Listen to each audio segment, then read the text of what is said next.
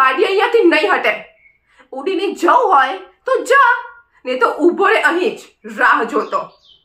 આખા ગામને ખબર છે કે સુલોચના જાગીરદારની ગાડી નીકળે એટલે સામે નહીં આવવાનું. આ ગામ મારું છે, મારી ફેમિલીનું છે, ખબર છે ને? મારા હસબન્ડ એમએલએ છે આ વિસ્તારના. આ ગામમાં અમારી મરજી વગર એક પાંદડું પણ નથી હલતું, એટલે મારી સામે પડવાની હિંમત તો કરતો જ નહીં.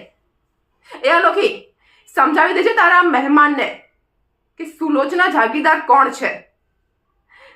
અને તને પણ જો ચરબી વધી ગઈ હોય તો કહી દેજે, આની જોડે જોડે તારી પણ ચરબી ઉતારી દઉં. મને મને તું કહીને બોલાવે છે? ઓકાત શું છે તારી? જીભ કાપીને હાથમાં આપી દઈશ, સમજ્યો? એ અનોખી, હું તને છેલ્લી વોર્નિંગ આપું છું. તું પણ સમજી જજે અને આને પણ સમજાવી દેજે કે જાગીરદાર પરિવારની સામે પડવાથી શું પરિણામ આવે છે. તને તો ખબર જ છે ને? ના ખબર હોય તો કહી દે, તને હમણાં જ દેખાડી દઉં એક ચમત્કાર કરીને. મને તો સમજાતું નથી કે તારી બુદ્ધિ ક્યાં ઘાસ ચરવા માટે ગઈ હતી કે તું આને મારા પતિની સામે ઇલેક્શનમાં ઊભું રાખવા નીકળી છે. યાદ રાખજે, જો હું ધારીશ ને તો તારા પરિવારમાંથી પણ તને કોઈ વોટ નહીં આપે.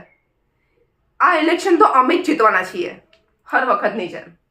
અને જ્યાં સુધી જાગીરદાર પરિવારમાંથી કોઈ વ્યક્તિ ઇલેક્શન માટે ઊભું રહેશે ને ત્યાં સુધી આ આખા વિસ્તારમાં કોઈ પણ વ્યક્તિ ઇલેક્શન નહીં જીતી શકે. કોઈ એટલે કોઈ જ નહીં.